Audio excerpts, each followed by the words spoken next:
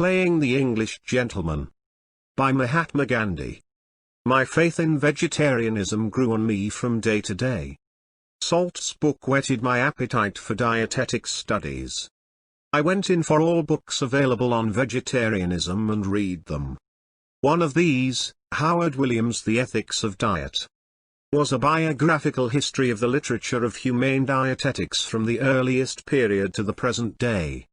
It tried to make out that all philosophers and prophets, from Pythagoras and Jesus down to those of the present age, were vegetarians. Dr. Anna Kingsford's The Perfect Way in Diet was also an attractive book. Dr. Allinson's writings on health and hygiene were likewise very helpful. He advocated a curative system based on regulation of the dietary of patients. Himself a vegetarian, he prescribed for his patients also a strictly vegetarian diet. The result of reading all this literature was that dietetic experiments came to take an important place in my life. Health was the principal consideration of these experiments, to begin with. But later on religion became the supreme motive. Meanwhile my friend had not ceased to worry about me. His love for me led him to think that if I persisted in my objections to meat eating, I should not only develop a weak constitution, but should remain a duffer, because I should never feel at home in English society. When he came to know that I had begun to interest myself in books on vegetarianism, he was afraid lest these studies should muddle my head, that I should fritter my life away in experiments, forgetting my own work, and become a crank. He therefore made one last effort to reform me. He one day invited me to go to the theatre. Before the play we were to dine together at the Holborn restaurant, to me a palatial place and the first big restaurant I had been to since leaving the Victoria Hotel. The stay at that hotel had scarcely been a helpful experience, for I had not lived there with my wits about me. The friend had planned to take me to this restaurant, evidently imagining that modesty would forbid any questions. And it was a very big company of diners, in the midst of which my friend and I sat sharing a table between us.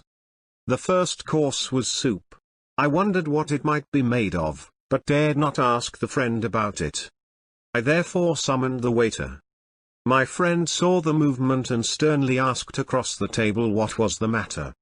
With considerable hesitation I told him that I wanted to inquire if the soup was a vegetable soup. "You are too clumsy for decent society," he passionately exclaimed. "If you cannot behave yourself, you had better go. Feed in some other restaurant and await me outside." This delighted me. Out I went. There was a vegetarian restaurant close by, but it was closed. So I went without food that night. I accompanied my friend to the theatre. But he never said a word about the scene I had created. On my part of course there was nothing to say. That was the last friendly tussle we had. It did not affect our relations in the least. I could see and appreciate the love by which all my friend's efforts were actuated.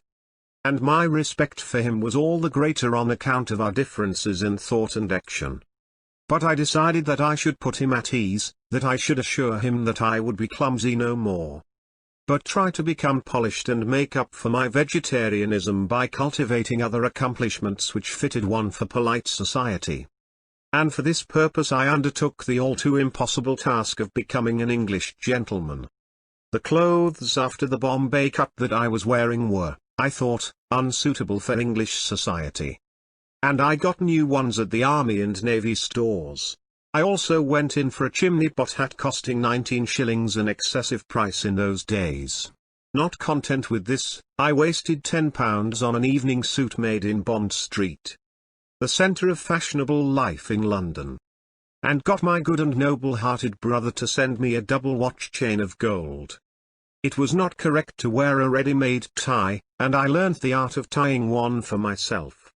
While in India, the mirror had been a luxury permitted on the days when the family barber gave me a shave. Here I wasted 10 minutes every day before a huge mirror, watching myself arranging my tie and parting my hair in the correct fashion. My hair was by no means soft, and every day it meant a regular struggle with the brush to keep it in position. Each time the hat was put on and off, The hand would automatically move towards the head to adjust the hair, not to mention the other civilized habit of the hand every now and then operating for the same purpose when sitting in polished society. As if all this were not enough to make me look the thing, I directed my attention to other details that were supposed to go towards the making of an English gentleman. I was told it was necessary for me to take lessons in dancing, French, and elocution. French was not only the language of neighboring France, but it was the lingua franca of the continent over which I had a desire to travel. I decided to take dancing lessons at a class and paid down £3 as fees for a term. I must have taken about 6 lessons in 3 weeks. But it was beyond me to achieve anything like rhythmic motion. I could not follow the piano and hence found it impossible to keep time. What then was I to do? The recluse in the fable kept a cat to keep off the rats, and then a cow to feed the cat with milk, and a man to keep the cow, and so on. My ambitions also grew like the family of the recluse. I thought I should learn to play the violin in order to cultivate an ear for Western music. So I invested £3 in a violin and something more in fees. I sought a third teacher to give me lessons in elocution and paid him a preliminary fee of £1.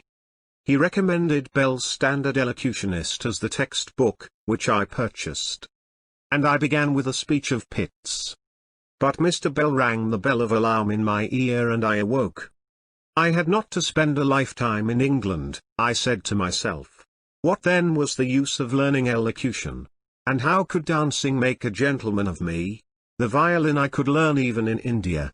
I was a student and ought to go on with my studies. I should qualify myself to join the Inns of Court. If my character made a gentleman of me, so much the better. Otherwise I should forego the ambition.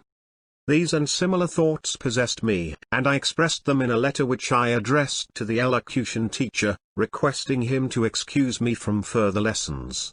I had taken only 2 or 3. I wrote a similar letter to the dancing teacher, and went personally to the violin teacher with a request to dispose of the violin for any price it might fetch. She was rather friendly to me. So I told her how I had discovered that I was pursuing a false ideal. She encouraged me in the determination to make a complete change. This infatuation must have lasted about 3 months. The punctiliousness in dress persisted for years. But henceforward I became a student. End of the topic. Thank you.